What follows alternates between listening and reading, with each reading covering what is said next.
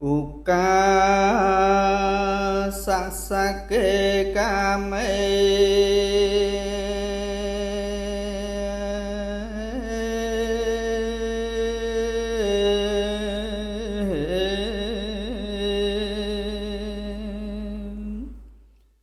Charupe ghire sakharatade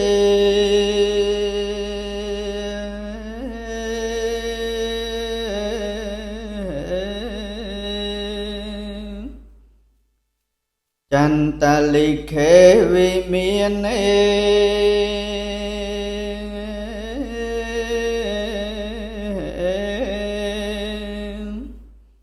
Iperante chakieme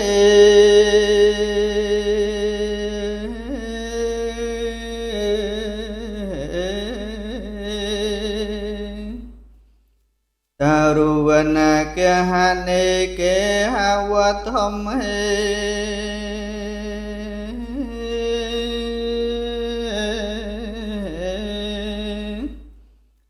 Ete phumya chayanto tevi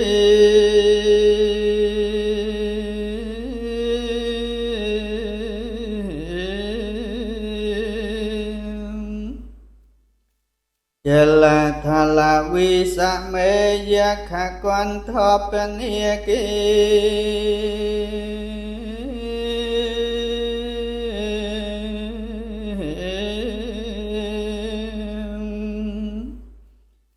Tình thành ta sanh tế kê văn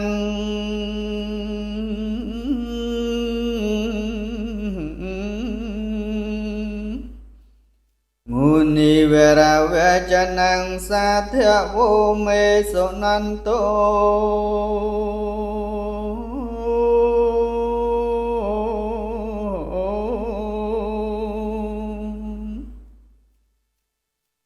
Dhamma savanakalo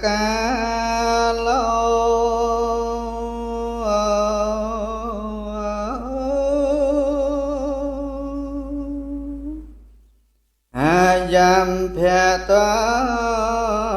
ta Dhamma savanakalo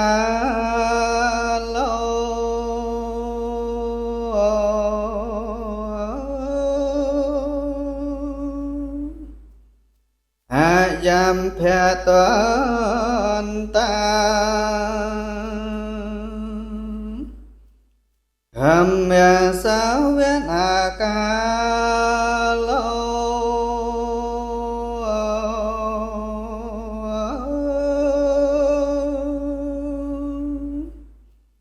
Ayam phyaton